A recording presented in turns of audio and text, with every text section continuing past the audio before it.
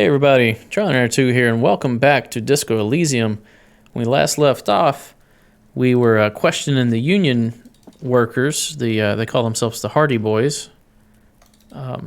They told us that they killed the man that was back here, 7 of them.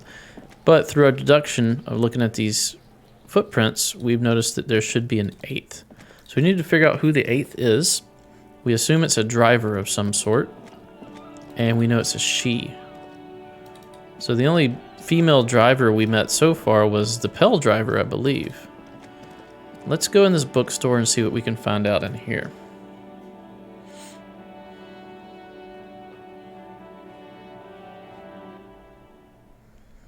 Alright, what all do... Alright, let's talk to the kid. I'm sorry, sir. I can't talk right now. I'm very busy with my homework. I have so much homework now. Out of the rain and into the gutter. Helped her in. That's a 28%. What are you doing now? Math. It's really difficult. Like, really.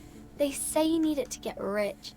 Better than standing outside in the cold, I guess. Continue. Oh, I found something while you were away. What'd you find? I thought this would fit you. Like, thanks for helping out. Not me. The city, I mean. Like a detective does. It's almost exactly like the one Dick Mullen wears. Okay, I get it. I can look just like Dick Mullen, except I'm an actual police officer. Let's ask her where she got it. Just what Dick Mullen would ask. I got it from behind the curtains. I'm not really supposed to go there. It's a detective hat? Yes, just like the one Dick Mullen wears all the time. You'll look way more serious with that. Well, thanks. Right, I have to get back to my homework now. Before Mum notices. She has a Man, check. This is hard. 28% is pretty bad, so we're gonna wait. Let's see this hat. There's really no downside to wearing this. Yeah, well thanks, young lady. What do we got here? Prove your authority, talk to Titus and establish authority. The jam mystery, interrogate the drivers. I thought I did that. There must be a driver I missed. Smoker on the balcony, we gotta wait till tomorrow at 2100. Apartment door, I don't think we're gonna do that. Buy pants from Kuno. Find moral, that's gonna be on the other side. Run the number on the victim's armor, that's tomorrow. Victim's tattoos, rest of armor, okay. We have books. This lady, let's see if we can open this now. Looks like Guillaume Le Million, that hair poster. This one here. Can we retry this? A door with a missing handle stands before you, covered in dozens, if not hundreds, of Seminese trinkets and charms. It appears to be locked. 42%. This is pain threshold. Pain threshold. Can we boost pain threshold in any sort of way?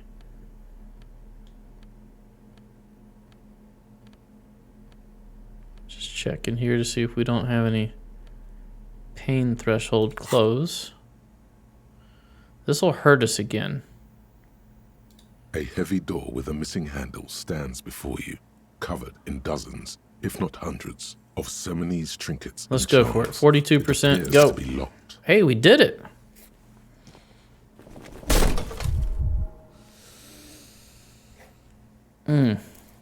So we still hurt ourselves. You smash into the wood and see a small crack appear on the door frame. It's going to take one more try to break through to the other side. But you've done it. Continue. What are you doing, officer? Let's heal first. Smash into the door again, wordless. Smash into the door and shout, F the system. Smash into the door and shout, freeze, dirtbags. Smash in the door and shout, hands up now. Smash into the door and shout, it hurts. Let's do it wordless.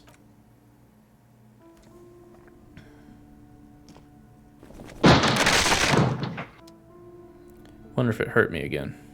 Probably not, since we actually went through. Huh. Is it Jim? Let's hit tab. Oh, I just noticed, look, his head moves to where my cursor's looking. Oh, is that the ball? God, yes. All right, let's look at the punching bag. Sand is dripping from a punch bag. Sand is dripping from it. That means it couldn't have been here very, very long. All right, we got the ball. Give that to the old folks. Sitius Fortis. The rest is worn off. Worn out wall bars. They look unsafe. Come back over here. What is this? It smells like leather and sweat. A barbell lies on the floor. The color has worn off its weight plates. It's 60 kilograms. Your triceps hum at the sight of these weights. Show the world what kind of beast it's dealing with. Lift them. I don't think so. There are no collars on the barbell. This is a safety hazard. Yeah. 8%? No, we're not doing that. Tab. Can we go up here? She's gonna be so mad at us. Oh, there's a bunch of stuff here. Okay, what's here? Hallway is blocked by old window panes and debris. Looks like the remains of the 24-hour window repair shop. Oh, this is... Okay, so we're in that building that we were trying to get into before, where we were pressing all the buttons. Can we go anywhere else? Doesn't appear so. Creepy music. There's stuff up here. I imagine we'd have to enter from a different way to get there.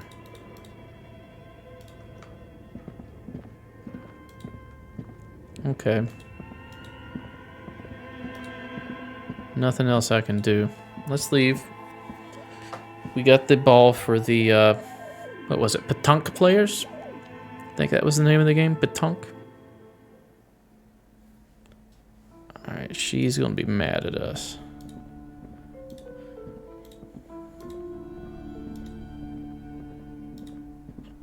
So let's just not even talk to her.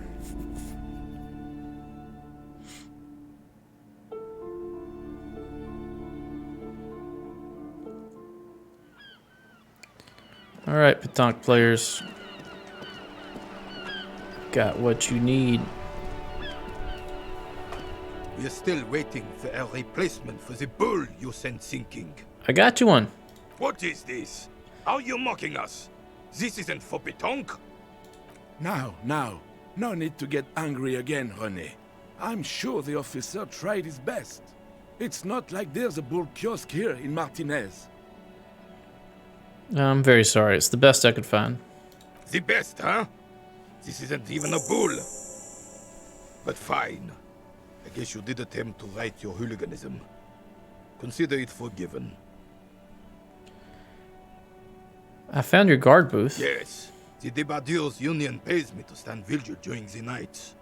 Not out of any political allegiance, mind you. I'm an old man. Don't sleep more than a few hours every night anyway, and money is tight. He adds with a slight sigh. You must have seen something on the night of the murder. Your booth looks right into the yard. I saw a picture in there. You were in it. Who's the girl? Let's not do that. Let's say that he must have seen something. Yes, it does. Unfortunately, I wasn't working that night. Been on a 2-week leave since last Monday. Okay, so who's working your shift? No one. The bus has been unmanned since last Monday. There's no other guard. It's just me. Container yard's been unguarded for a week? Yes. It's not actually an issue. I mean...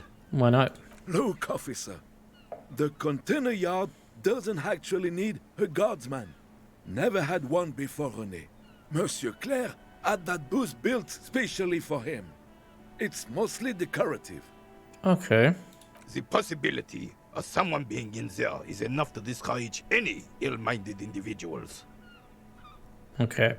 He's saying the illusion of security is enough to cause most people to think twice before coming in there, whether it's manned or not.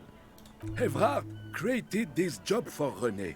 Because he knows the Royal Carabinier's pension of honor and PTSD isn't something a man can live off. A decorated kingsman collecting tear reflects bad on the whole neighborhood. His words. Evart gets it, big guy looking after small and everybody working together. I love it. Such dependency only weakens a man further. Do or die. There is no middle ground. Renee is but one man. We need a program to get all the elderly back in the job market and keep folks motivated. Renee should rent out his services, invest the profit, get a few more guys, expand and repeat. Wage work is a dead end. There's absolutely nothing wrong with tear collecting. It's my side thing too. Oh, I didn't mean to imply there's something wrong with that. I do it too. Everyone does it. It's an excellent side thing. It's free money basically. Yes, yes, yes. Can we conclude the topic of my guard boost now? Well, I don't want to bring your family into it, but let's bring your family into it. She is nobody. This is none of your concern, and I refuse to discuss my private affairs with the RCM. Continue. The lady is Jeanne-Marie Beaulieu, and she sure as hell wasn't a nobody. Jean-Marie Beaulieu. Got it, thanks. Yes, yes. Like I said, it would be up anyway, so might as well keep an eye out. It keeps my senses sharp. Saw the statue of Felipe III near the roundabout. Ah, yes. King Philip III on his steed. A reminder of what Revachol once was. Oh, absolutely. At the mercy of a cocaine-snorting tyrant who emptied the treasury so he could sleep on a bed of gold. A superpower, feared and respected. A testament to what this country can be under the leadership of a true king. Someone who knows how to rule. How should a true king rule? Decisively, without fear of offending the sensibilities of the frail and weak-minded among his subjects. This is something the insurgents never understood. Seems to me a leader should take care of his people before himself. Powerful leader is not afraid to do what must be done. That's what the country needs. Man, I feel like he should take care of his people. A nation is only as strong as its leader. That's why it was such madness to try to... Don't get started on that again. What happened, happened. There's some weariness in his voice now. He's heard this rant many times before. The Carabinier doesn't reply, but his entire being communicates unbreakable resolve. All right, let's talk about something else. Right. 28%. This is a white check, so let's go ahead and do it. What is it about this old soldier that makes him stand so proud? As Rene turns from you to his partner and back, the medals on his chest rattle and glare. He keeps his spine straight and his ribcage lifted, displaying them proudly. How many medals are there? 2. The larger one is shaped like a cross, while the smaller medal resembles the sun. Let's look at the cross. A crowned head in front of 2 crossed rifles. The medal hangs from a blue striped triangle. It's the Croix de Bravoure, Cross of Valor. The cross was the highest battlefield decoration in suzerain's armed forces, awarded for exceptional bravery in the line of duty, in service of King Frizzle I. The highest battlefield decoration. A small blue star inside an orange sun. It has the word Valiance written below. The setting sun was a decoration used to distinguish seasoned combat veterans in service of King Frizzle I during the Revolution. All right, let's talk about his medals. For bravery. Well, let's not insult him. That's what I was going to say, bravery. I'm sure. But I know this uniform's reputation. You are also wondering if I got this for raping women or killing babies. No, really wasn't. I was just asking. Honor is everything to me. He says with grim finality. Whoa. Sounds like you're about to open the gates of conversation. This man will literally talk your ear off if you let him wander off to memory lane. I mean, I feel like we owe him that. So what did you get the medals for? For doing my duty in the heat of battle. For looking my mortality in the eye. When men like Gaston here hid in the bushes and shot themselves. No one hides like Gaston. I had to do it. I'm sorry, guys. He saved some muddy princeling who foolishly strolled into the front line in his gown of velvet and gold. He saved a princeling. It was on the first months of the revolution here in Revachol. Unrest was spreading like wildfire. Marauders had taken most of the Couronne and were getting really ambitious. King Frisel thought he could end it all in one decisive strike. Sent his cousin, Drisson, to put an end to the unrest. And you saved him. Alas, the young Drisson was all piss and no vinegar, wearing a tunic of purple velvet and cockatiel feathers to battle. Even his rifle was gold-plated, shone from 5 clicks away. Can you imagine the asininity? I can. He really despises that dry sand fellow. So what happened? To keep the long and bloody story short, Drisson marched us against the partisans in Couronne. And when I say marched, I mean made us walk into captured enemy territory, single file, like toy soldiers, while he rode in front on his giant red stallion. The rebels were smart. They let us come real close before opening fire. Suffice to say, it was carnage. Must have been a bloodbath. I got shot in the left shoulder and went down. Just a flesh wound. But just as I turned over, the prince fell into the mud next to me. He was missing his lower jaw. Woof. Then his horse, driven mad by the noise and smell of gunpowder, stepped on my leg and shattered my knee. What did you do after that? I grabbed my sidearm and shot the beast in the head. Then everything went black. Capitaine Arnoux, le fléau des chevaux. The bane of horses. When I came to, it was all over. It was just me and Jolas Tresson, gurgling in the blood-soaked mud right next to me. The Dink had taken numerous flesh wounds and lost a lot of blood. But despite missing his jaw, he seemed hesitant to die. Tougher than he looked, that one. This would never happen to Johnny Lawjaw. Point to your jaw. My jaw is tight. I'd give up. I can't imagine living without my jaw. That's no dink. That's a fighter. Or I've been through worse. Let's say 2. I can't imagine living without my jaw, because I can't. He didn't. I hoisted the prick on my back and started crawling. Kept going until the 59th Cavalry picked us up. Through some miracle, we both survived. And the jailless freak convinced Frisel to give me a medal for not leaving him to die in his own blood. Piece and shit. He was the commanding officer and I was on duty. Level up. Just doing my job. Shouldn't hand out medals for that. 13 months later, I received the Sun for distinguished service. It's not worth mentioning. You sense he's downplaying it. He did a lot more than his duty. More than anyone's duty. It's in his spine, in his billowing breasts, and untarnished self-worth. Sounds like you're being modest. The old carabinier stands quietly like a statue, his features motionless. What Monseigneur Modesty is not telling you is that he crawled over 7 kilometers before the cavalrymen found him and Drisson. 2 days later that was. Woof.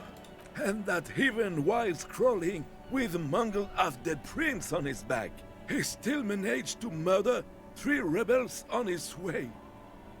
Is that pride in his voice? It's deep down, but maybe even unbeknownst to the man himself, it's there. Hold on, you're just a little bit proud. Quite impressive. I'm not impressed. This doesn't seem like a good moment to express an opinion. I don't want to risk it. You're just a little bit proud of Renee's heroics, aren't you? Sorry, officer, but you're reading me all wrong. I'm a man of peace, and these kinds of bloody heroics are only impressive to men like Rene himself. Certainly not to me. Even if you're a man of peace, you still have to admit that that's... Even if you don't agree with the motivation behind his actions. You have to admit that that was something that's not an ordinary feat, that was something extraordinary that took a lot of grit and a lot of resolve. And you have to admire that passion and resolve, even if you don't agree with the motivation behind it. How did you find the story to be, officer?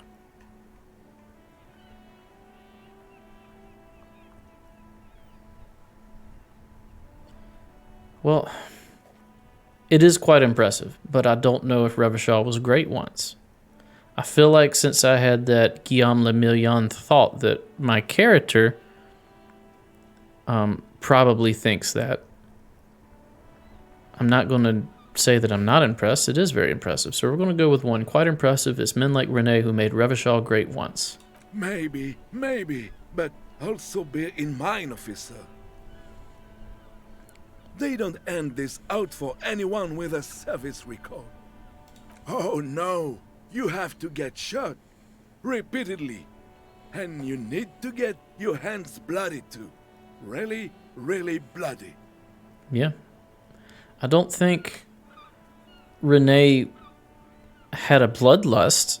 I think he was fulfilling a sense of duty to his nation. I don't think he was doing it out of a sense of malice.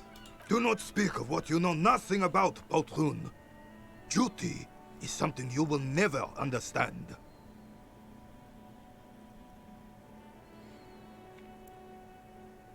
Let's ask him what he thinks about Drysent. Because he was a goddamn dandy. Had no business leading men or even being on the battlefield. All he was related. That's it. Okay. Royal blood alone doesn't make army commanders. He was a stupid kid, only interested in horses, hairstyles, and man-loving. Pooh! And 782 Royal Carabineers are dead because of his incompetence. Okay. So, other than the man-loving part, him being only interested in horses and hairstyles and being a kid, yeah, just because he's related doesn't mean that he's some great military genius, and it doesn't mean he's fit to lead. So, yeah, I agree with you, Rene. You seem all right. Whoa, man-loving? Is that even a word? It is not. Thanks for the story, Rene. Bah! There were many such stories in those days. Many such men, too. True Revacholians. Men with backbone. Oh yes, René, yes. Men were bigger, girls were prettier, and everyone wore the fascia. Lord, please bring those days back, if you can. I'm not getting into this with you again. Officer, was there anything else? You should try to come up with a heroic story of your own.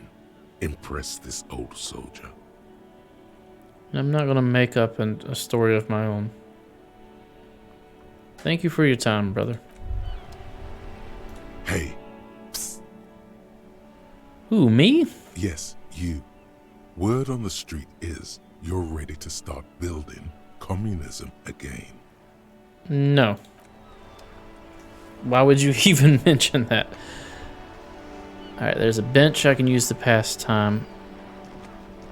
Let's see if there is a lorry driver that we've missed. Also, let's put our bag in our hand. Where's it at? Is it under tools? I don't know why I couldn't see that. Alright, tools. Put it in our left hand. And we have a level up. Let's save the level up for now. There may be some other checks we can do. Alright, do you count as a lorry driver? You might. Let's talk to you again. Everything's still cool here, officer. No, I think he's just a vendor. Can we go... we can go this way. I think we just... the first time we came down here, we went this direction over here. Let's see what's this. Hot air rises up from the sewer. Sour, acidic, and strangely comforting. Okay. Trash over here. Okay, that's just money. Okay. I don't know if we should be pawning these postcards or not, but we'll save them and we'll pawn them if we absolutely have to. If we can't find enough money to survive another night. This guy, there's more to this guy. Let's see if we can say anything else. Still here. Stuck in this damn jam, my man. What's up? Empathy. We don't have empathy. That's all for now. You're a very smooth talker. Trying to see if there's anything back here. Whoop. Shift and tab will bring up the Steam overlay. Shift is to run, tab is to highlight objects. I think we've been here before. There's the monument. See if we can talk to the Pell driver again. The woman is still hunched over the railing. Her head. That's a female lorry driver. They're talking about making a hardy girl.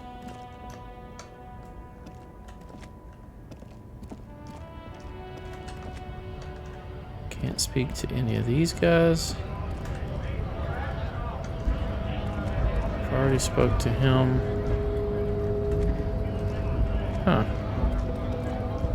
Can head back towards Joyce. I've already been to Threet.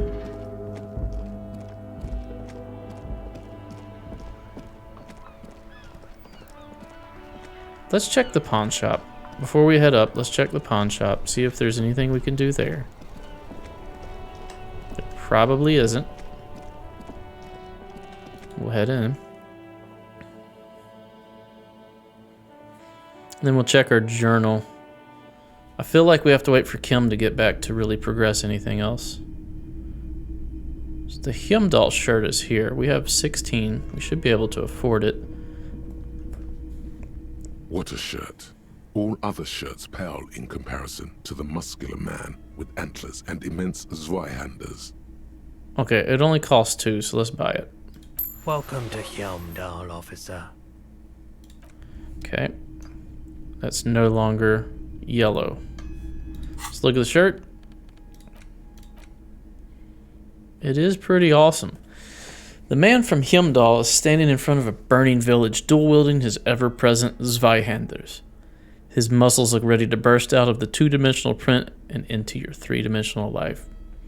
I lose authority because I'm too old for this shirt. I gain shivers, and I gain physical instrumentation. That would have been helpful for busting down that door, but we managed to pass that check anyway. Still nice to have options. What do we got up here? The boomboxes wait on the shelves, and your boombox, that gold and amber Harmon Waushi, stares at you longingly with its tape reel eyes. Equipped to play tapes. We know this is here. We don't have any tapes. We'll come back. What's over here? We already bought the figurine. We haven't bought the street lamp. We're not going to. Let's talk to him. Hello, hello. Let me know if I can help you with anything. Tell me about my missing gun again. Sure thing. Have people from Everett Clare's union come here to track the gun? Maybe. Shady looking guys came in here yesterday, looking like they'd just taken off their Wild Pines overalls. They asked if I have a police weapon to sell. I told them I already sold it. But who'd you sell it to? They went their way. It was a trip, but you know, all sorts of people come here, asking for all sorts of things. That's true, Roy. Wait, then it might be true. Everard's claims. People as oleaginous as Everard seem like they're lying, even when they're really being truthful. I have never heard that word before, oleaginous. But if I had to take an educated guess, I think you could just say shady.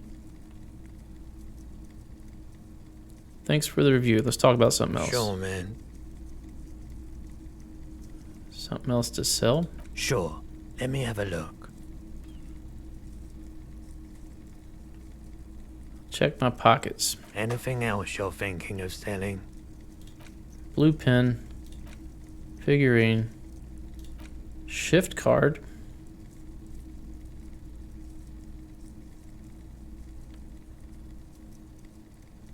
handkerchief, postcard, postcard, photo,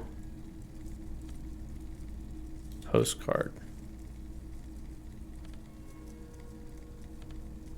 Alright, so we got $1.20, $1.25, 4, 5, 6, $7 almost, 8, 9-ish, 10.50. Okay, let's close. Don't have anything to sell at the moment. Another time, perhaps. Leave. Alright, that'll do it for this episode. Thanks for watching. If you enjoy my content, please consider a like, comment, and share. Otherwise, stay tuned for the next episode, and we'll see you then. Bye-bye.